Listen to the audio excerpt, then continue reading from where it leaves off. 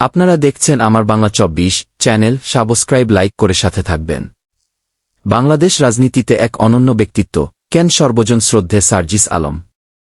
বিশেষ প্রতিবেদন।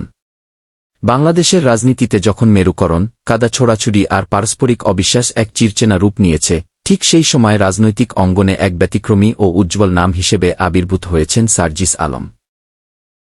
দলমত, ধর্মবর্ণ নির্বিশেষে সর্বস্তরের মানুষের কাছে গ্রহণযোগ্যতা তৈরি করে তিনি ইতিমধ্যেই নিজেকে একজন সজ্জন ও পরিচ্ছন্ন ব্যক্তিত্ব হিসেবে প্রতিষ্ঠিত করতে সক্ষম হয়েছেন। রাজনীতির সাধারণ ধারার বাইরে এক ব্যতিক্রমী যাত্রা। ঐতিহ্যগতভাবে বাংলাদেশের রাজনীতির মাঠে প্রতিপক্ষকে প্রতিহত করা বা বিষোদ্গার করার সংস্কৃতিই প্রবল। কিন্তু সার্জিস আলম সেই চেনা পথ হেঁটে চলেননি।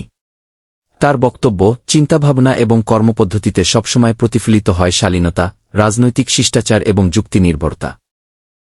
উগ্রতা কিংবা সস্তা হাততালির রাজনীতির বদলে তিনি গুরুত্ব দেন প্রজ্ঞা, পরমোৎসহিষ্ণুতা ও গঠনমূলক সংলাপে। রাজনৈতিক বিশ্লেষকদের মতে, ব্যক্তিত্ব ও আচরণ, সাধারণ মানুষের সাথে মিশে যাওয়ার এক অদ্ভুত ক্ষমতা রয়েছে তার। কথার নম্রতা এবং স্পষ্টভাষিতা তাকে অনন্য করে তুলেছে। দলীয় পরিচয়ের মধ্যে নির্দিষ্ট রাজনৈতিক আদর্শ বা প্ল্যাটফর্মের সাথে যুক্ত থাকা সত্ত্বে জাতীয় স্বার্থে তিনি দলীয় সংকীর্ণতার বাইরে গিয়ে কথা বলতে দ্বিধা করেন না। তরুণ ও প্রবীণদের সেতু। তরুণ প্রজন্মের উদ্ভাবনী চিন্তা এবং প্রবীণ রাজনীতিবিদদের অভিজ্ঞতার মধ্যে তিনি এক সুন্দর ভারসাম্য বা সেতু তৈরি করেছেন। সর্বজন শ্রদ্ধে হওয়ার নেপথ্য কারণ। রাজনীতি কোনো শত্রুতা নয়, রাজনীতি হল দেশ ও গণমানুষের সেবার সবচেয়ে বড় মাধ্যমকে। সার্জিস আলম বিভিন্ন সভাসমাবেশে প্রদত্ত বক্তব্য। সার্জিস আলমের প্রতি মানুষের এই গভীর শ্রদ্ধা ও ভালোবাসার পেছনে কয়েকটি প্রধান কারণ স্পষ্ট হয়ে ওঠে। ১. দুর্নীতিমুক্ত ও পরিচ্ছন্ন ভাবমূর্তি।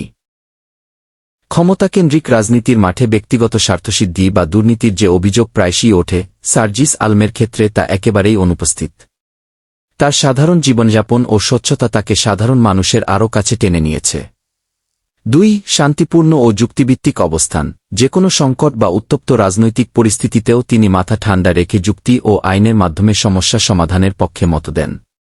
সংঘাত নয়, সংলাপে বিশ্বাসী এই মনোভাবই তাকে সবার চোখে গ্রহণযোগ্য করেছে।